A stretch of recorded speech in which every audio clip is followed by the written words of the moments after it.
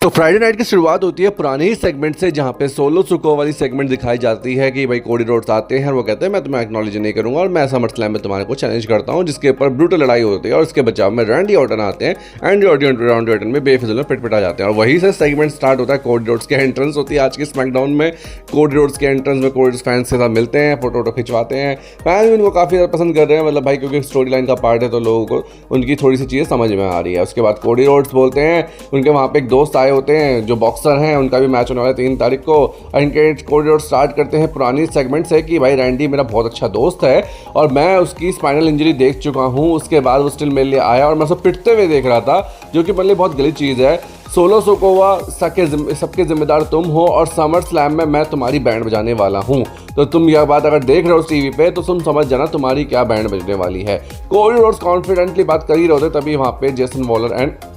Austin theory आ जाते हैं, जो कि अपनी बात रखते हैं, जिसपे इंटरप्ट करते हुए बोलते हैं कि तुम्हारी वजह से ही पिटता है ऑस्टिन थियरी जेसन वॉलर। और जेसन वॉलर बोलते हैं कि तुम बीच में इंटरप्ट मत करो, और दोनों एक दूसरे पे चार्ज जाते हैं। इसके बाद कोडी रोड्स आते हैं और दोनों को सबक सिखा के बाहर गिरा देते हैं और इस पर उनकी मदद करते हैं जो नया दोस्त आया होता है। उसके बाद कार्मिलो हीट्स का दिखाया जाता है कि कार्मिलो कहते हैं अंद्राने अब तेरी बस की नहीं, अब तो तेरी खैर नहीं। जिसका कोडी रोड्स को बोला जाता है कि भाई तुझे अपना टैग टीम डिवीजन के लिए बंदा ढूंढना है, तो ढूंढ ले तभी मैच हो पाएगा, क्योंकि उनके साथ जेसन वॉलर के साथ उनका टैग मैच होने वाला होता है। तभी कार्मिलो की एंट्री होती है, क्योंकि कार्मिलो और एंड्राने का एक मैच होने वाला है खतरनाक वाला। अब इस मैच में क्योंकि अंद्राने के सपोर्टर्स बहुत हैं, अंद्राने मैक्सिकन गए हुए थे तो वहाँ पे लोगों ने बहुत प्यार दिखाया अंद्राने को। और अंद्राने क्योंकि अभी अच्छे सुपरस्टार है, 2020 से लेकर अब तक जो इनकी जर्नी देखी है तो काफ़ी अच्छा परफॉर्मेंस ये दे रहे हैं और यही यहाँ पे देखने को मिलता है। दोनों सुपरस्टार एनएक्सटी के एथलेटिज्म के मामले में अगर जो इनके आप मूव्स को देखोगे तो भाई साहब मज़ा आ जाता है। मतलब एक से बढ़कर एक मूव ये लगाते हैं, हर मूव को चैलेंज करते हैं कार्मिलो और हर मूव को चैलेंज करते हैं अंद्राने मून शॉट लगा रहे तो वहीं पे कार्मिलो भी सेम मूव कर रहे हैं और एक के ऊपर ड्रॉप सेट लग रहा होता है, जहां पे दोनों एक दूसरे को तगड़ी टक्कर दे रहे होते हैं और यहाँ पे तालियां बज रही होती है मजाक से हटके।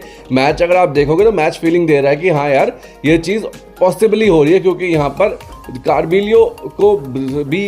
दिक्कत का सामना करना पड़ रहा है और दोनों का एथलेटिज्म देख के लग रहा है कि तालीबाज परफॉर्मेंस है। मतलब ऐसा कुछ लग ही रहा है कि मूव्स थोड़े बहुत भी हिट रहे हैं और यहाँ पे अंद्राने को मौका मिलता है फाइनली एंड कार्मिलो पे अपना स्पेशल मूव लगाने की कोशिश करते हैं बट डॉच हो जाता है। यहाँ पे अंद्राने की क्विकनेस को लेकर कोई फायदा नहीं है, क्योंकि कार्मिलो की क्विकनेस और अंद्राने की क्विकनेस दोनों सेम है। फाइनली अंद्राने को जब मौका मिलता है तो अंद्राने अपना जो मूव है वो लगाते हैं एंड फाइनली वो पिन कर देते हैं कार्मिलो को। और आपको पता ही है कि अंद्राने का जो पावर है वो कितना खतरनाक है। वैसे टिफी टाइम दिखाया जाता है और टिफी टाइम के बाद यहाँ पे प्रेस कॉन्फ्रेंस दिखाई जाती है, जैसे पहले होती थी ना रोमन रेंज और ब्रॉक लेसनर की। एक तरफ नाया जैक्स और एक तरफ बेली है और दोनों के बीच में कन्वर्सेशन चल रहा है। वही इस कन्वर्सेशन घिसा पिटा कि भाई मैं तुझे नहीं छोड़ने वाली, और वहाँ पे नाया जैक्स वही बोलती है। और नाया जैक्स वैसे पहले चैंपियन बन चुकी है बट ये टाइटल की बात अलग है और यहाँ पे अब समर स्लैम में दोनों चैंपियनशिप के लिए भिड़ने वाले आमने सामने। यहाँ पे जेड कारगिल और अपनी बियांका ब्लेयर दोनों चेल्सी ग्रीन और से खफा हो रखी है एंड यहीं पे हमें मैच देखने को मिलता है जहाँ पे बियांका ब्लेयर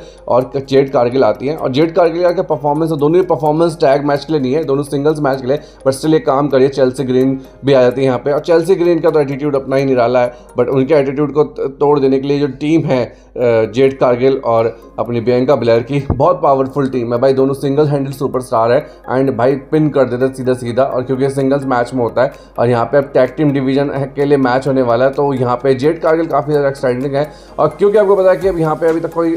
अपोनेंट डिसाइड नहीं हुआ है कोडी रोड्स का, और उसके बाद आ जाते हैं अपने एलए नाइट, क्योंकि एलए नाइट का ऑलरेडी ऑफिशियल कॉन्ट्रैक्ट साइन हो चुका है निक और उनके खुद उन्होंने सेल्फ कर रखा है। यहाँ पे ज़रूरत है लोगन पॉल की, तो लोगन पॉल आ चुके हैं फाइनली। लोगन पॉल अपना यूनाइटेड स्टेट का टाइटल लेके आते हैं और क्योंकि लोगन पॉल के आते ही थोड़ी बहुत मारामारी यहाँ पे मतलब बहसबाजी शुरू हो जाती है इसको लेकर कि टाइटल के लेके वर्दी कौन है, जिसपे एलए नाइट बोलते हैं कि भाई तू तो यहाँ इस रेस में है ही नहीं, तू जाके अपने पॉट्स कार्ड्स कर और वो सारी चीज़ें कर, तू यहाँ पे क्यों आया हुआ है। जिस पे लोगन पॉल बोलते हैं कि भाई ये टाइटल मैंने डिजर्व किया है और लोग मुझे चाहते हैं, तेरे कहने से ये सब चीज़ें नहीं बनने वाली है। जिसके ऊपर थोड़ी सी बहसबाजी और बढ़ने लग जाती है, जिसके ऊपर लोगन पॉल बताते हैं कि भाई तू तो एक जिम ट्रेनर था, वहाँ पे जिम में कोचिंग वोचिंग देता था, मेरा तो फिर भी लेवल तेरे से सही है। और ये थोड़ा सा पर्सनल अटैक होता है एले नाइट के ऊपर। उसके बाद वो पुरानी बातें निकालते हैं कि भाई तू पहले बॉडीगार्ड का काम करता था, मतलब वो चीज़ जो हमने देखी हुई है, तो वही सारी बातें हो जाती है और उसके बाद कुछ ज़्यादा ही बात बिगड़ जाती है और दोनों एक दूसरे पर चार्ज हो जाते हैं एंड फाइनली कॉन्ट्रैक्ट साइन हो जाता है और एले नाइट को ऑफिशियल मैच यहाँ पे देखने को मिल जाता है। उसके बाद हमें टिफी टाइम देखने को मिलता है और टिफी टाइम की पहले बोल्ड लुक्स दिखाई जाती है और उसके बाद टिफी टाइम का वही अपनी टिफी टाइम, क्योंकि mister money in the bank बन चुकी है और वही मोमेंट्स शेयर किए जाते हैं टिफी टाइम के। पहले टिफिन टाइम था, अब टिफी बैंक हो चुका है, तो टिफी बैंक आ जाती है अपना बैंक लेकर, मनी इन द बैंक जिसे हम कहते हैं। एंड फिर यहाँ पे एले नाइट यहाँ पे थोड़े से खफा हो जाते हैं और यहीं पे वो बोल रहे होते हैं, बातें कर रहे होते हैं और बता रहे होते हैं कि मेरा मैच है और मैं तुमसे ज़्यादा फालतू बहस नहीं करना चाहता हूँ। उसके बाद आ जाती हैं यहाँ पर मी चैन और मी चैन, उनके बीच में आपने देखा था कि लास्ट टाइम गंदी गर्मी हुई थी जिसमें मी चैन पिट गई थी नाया जैक्स से, और क्योंकि यहाँ पे सिंगल्स मैच है और नाया जैक यहाँ सपोर्ट में खड़ी हैं और तभी वहाँ पे मदद करने के लिए, क्योंकि भाई नाया जैक्स और यहाँ पे टिफी अलग अलग टाइम पर हैं और यहाँ पे मी चैन बेचारी अकेले पड़ रही है। बीच में इंटरप्शन देखने को बार बार हो रहा होता है, कभी टिफी की तरफ से हो तो कभी नाया जैक्स की तरफ से हो। नाया जैक्स ब्रीफकेस लेके खड़ी होती है और इस मौके पे चौका मारने के लिए अपनी सो कॉल्ड इन्फ्लुएंसर आ जाती हैं जिनका नाम है बेली, और बेली क्योंकि यहाँ पे टाइटल लेके नहीं आई होती है, बेली उनका मनी द बैंक गिरा देती है और उसके बाद नाया जैक्स पर चार्ज हो जाती है एंड फाइनली हेल्प कर देती है टिफी की, और टिफी का ब्रीफकेस खोल रही होती है। तभी हमें अगले सेगमेंट में देखने को मिलता है सोलो सुकोवा, और बताते हैं कि भाई समर स्लैम में मेरे पास ही आने वाला है टाइटल, और यहाँ पे 3 भाई हाथ जोड़े खड़े और जेकब फाटू तो भाई साहब ये जो माला वाला पहना था ना बड़े खतरनाक लगते हैं। मैं यार क्या बोलूँ, मैं इतना अच्छे सुपरस्टार है। हालांकि इनका ट्वीट देखा था रोमन रेंस के अगेंस्ट वाला, तो उस चीज़ समझ में नहीं आ रही कि पता नहीं क्या चीज़ होने वाली है। हालांकि यहाँ पे अब टैग मैच होने को वाला है और यहाँ पे कुछ अपकमिंग मैचेस होने वाले हैं, तो वही सब दिखाए जाते हैं। केविन ओवेंस की एंट्रेंस होती है, मेन इवेंट मैच है और मेन इवेंट मैच में केविन ओवेंस उनको पार्टनर मिल चुके हैं। फाइनली यहाँ पे एक पार्टनर मिला, फिर कोडी रोड्स आते हैं अपनी वही एंडरलेन वाली ट्यून लेकर, और उसके बाद यहाँ पे मैच स्टार्ट होने वाला है Jason Waller versus Jason Waller की टीम और वर्सेस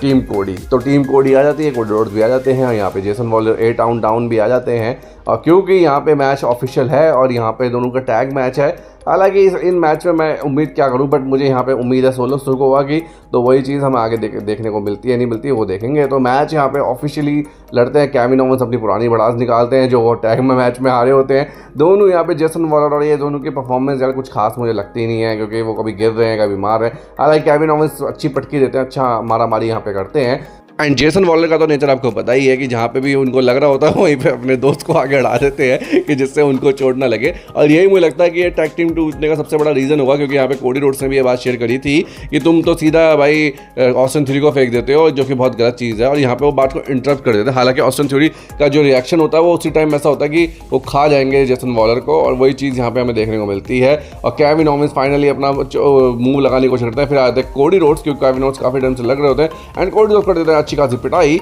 और पिटाई करने के बाद आपको पता है कि दोनों को सिंगल हैंडेड संभाल लेते हैं, पहले भी संभाल रखा होता है, और दोनों बीच में आ जाते हैं इंटरप्ट करने के लिए, दोनों एक साथ लड़ने को करते हैं। कोडी रोड्स फाइनली उनको भी कर देते हैं पिन एंड वो गले मिलते हैं। तभी आते हैं सोलो सुकोवा की टीम ब्लड लाइन, और यहाँ पे हो जाते हैं दोनों चार्ज, क्योंकि अब नंबर्स गेम है, 2 यहाँ पर हैं और यहाँ पे 4 हैं तो डबल है, और केविन ओवेंस के तो मार के जेकब फाटू कर देते हैं बहुत बड़ी पिटाई। और उसके बाद यहाँ पे भाई क्योंकि पिछली बार रैंडी ऑर्टन की पिटाई करी होती है, तो इस बार कोडी रोड्स की पिटाई कर देते हैं और कोडी रोड्स को मार के बुरा हाल करते हैं। उसके बाद जैसे ही रैंडी ऑर्टन गिराया होता है उसी टेबल से अपने कोडी रोड्स को गिरा देते हैं, फिर माला पहन लेते हैं ब्लड लाइन वाली, और यहीं पे ये पूरा